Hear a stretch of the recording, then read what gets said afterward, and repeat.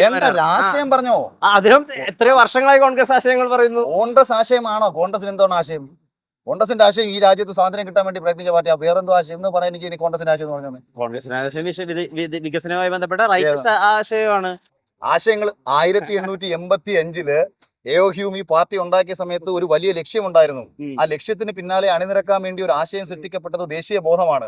ആ ദേശീയ ബോധമാണ് കോൺഗ്രസിനെ അക്കാലത്ത് നയിച്ചത്. കോൺഗ്രസിന് ഇന്ന് ദേശീയ ബോധം ലെവലേശമില്ല. ഒരു കാലത്ത് ദേശീയ ബോധമുള്ള പാർട്ടിയായിരുന്നു കോൺഗ്രസ്. ഒരു കാലത്ത് ഹൈന്ദവ സമൂഹത്തെ ചേർത്ത് പിടിച്ച പാർട്ടിയായിരുന്നു കോൺഗ്രസിന്റെ ദേശീയ ബോധത്തിന് അങ്ങനെ എന്ത് പറ്റിയതെന്നാണ് കനയ്യകുമാറിനെ പോലെ രാജ്യത്തിന്റെ ഒരു തീവ്രവാദി അഫ്സൽ ഗുരുവിന്റെ അനുസ്മരണം നടത്തിയ ഒരുവനെ പിടിച്ച് കൂടെ കൂട്ടുന്നതാണോ ദേശീയ ബോധം? CAA NRC നടപ്പിലാക്കുന്ന സമയത്ത് അത് ഇന്ത്യ മഹാരാജ്യത്തിന്റെ നന്മയ്ക്ക് വേണ്ടിയാണെന്നും ഇന്ത്യയിലെ ഒരു മുസൽമാനും അത് പ്രശ്നമുണ്ടാവത്തില്ല എന്നും മനസ്സിലാക്കിയിട്ട് രാജ്യ നന്മയ്ക്ക് വേണ്ടി പ്രവർത്തിക്കാതിരിക്കുന്നതാണോ ദേശീയ ബോധം?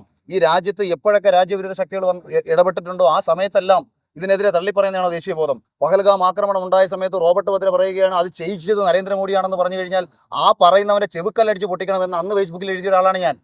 രാഹുൽ ഗാന്ധി, പ്രിയപ്പെട്ട രാഹുൽ ഗാന്ധി എത്രയും പെട്ടെന്ന് റോബർട്ട് വദ്ര എന്ന് പറയുന്ന അളിയനെ വിളിച്ചിട്ട് ചെവുക്കല്ലടിച്ച് പൊട്ടിച്ചിട്ട് പറയണം മേലാൽ ഇമാതിരിയുള്ള ഡയലോഗും കൊണ്ട് നടക്കരുതെന്ന് പറയണം എന്ന് അന്ന് തന്നെ ഞാൻ ഫേസ്ബുക്കിൽ എഴുതിയ ഒരാളാണ്. അപ്പൊ ഇതിൽ എവിടെയാണ് ദേശീയ ബോധമുള്ളത്? ദേശീയ ബോധമുള്ള ഒരു രാഷ്ട്രീയ പാർട്ടിക്ക് എങ്ങനെയാണ് രാജ്യത്തിനെതിരെ വരുന്ന വിഷയങ്ങളെ അനുകൂലിക്കാൻ പറ്റുന്നത്?